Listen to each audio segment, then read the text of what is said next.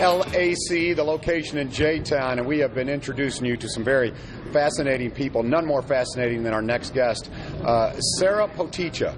Sara Poticha is a West Point woman, and I mean that literally. We're going to talk about that. She is a speaker, she is an author, she is a consultant. Sara, you're very impressive. Welcome to the show. Thank you so much. I'm familiar with West Point and what it requires to be a West Point graduate. You are that. Yes. And it may seem obvious to some, but being female makes it even tougher. Fair enough? True. All right. Tell me a little bit about your background and how you graduated from West Point and what inspired the book.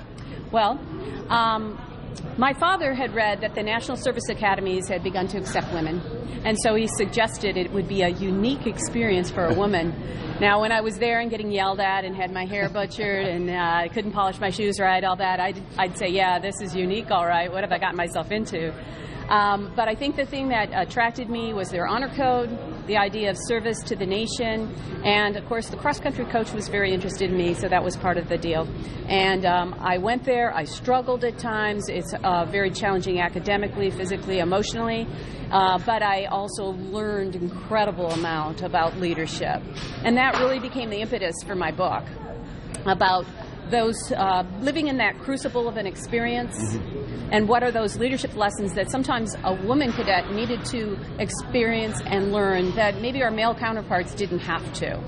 And so I write about that in the book because I believe anybody can benefit from some of the principles I learned at just a very young age. Yeah, but let's talk about some of those principles. Yeah. You know, Troy, we hear a lot nowadays about these sports analogies, but when it comes to military life, there is truly life and death that is involved here. And that type of training, I would think, would translate very well in civilian life. Certainly it has for you and your success. Yeah. Tell me a little bit about that and some of the fundamentals that you would recommend or actually think that military life enhanced your life with. Absolutely. I think, for one, we learned incredible problem-solving skills. And particularly as a woman with many of the physical challenges, you had to use the resources you had. At the time, I'm only 5'2". I was a 100-pound little runner, and I had to do things that a guy who was your height or your weight would not have a problem with. So I had to figure out how to do a bob and travel, for example. 40 pounds of bricks in my back rucksack and bob and travel across a pool.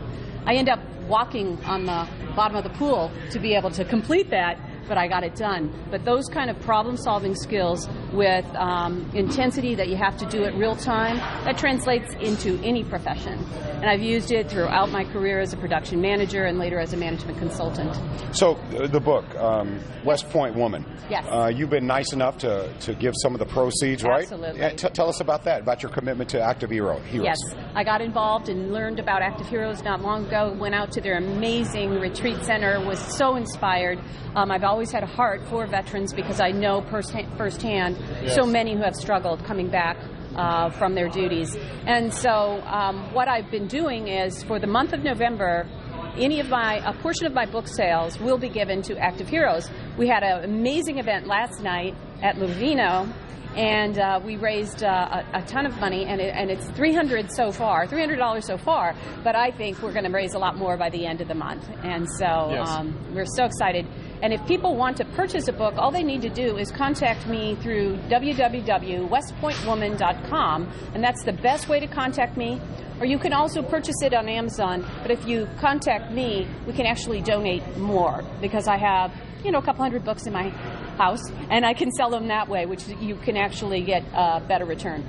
It's a lot of times, and forgive me, but I think sometimes military are stereotyped, and specifically West Point graduates, because they are the future leaders of our country.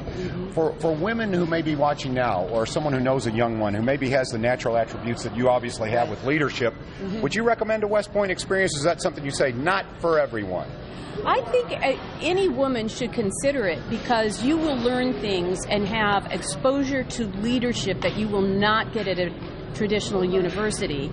And if you want to have an impact and influence in life, what better place for you to experience all that? You get to have increasing levels of responsibility, not only at the academy, but once you're in the service, And so those things translate well to leading others. And I think we need strong women in our world.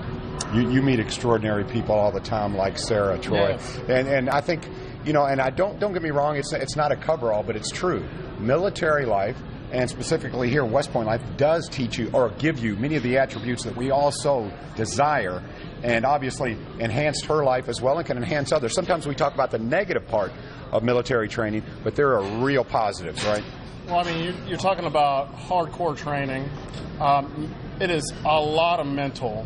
A lot of people want to focus on the physical, but there's so much of that is mental training.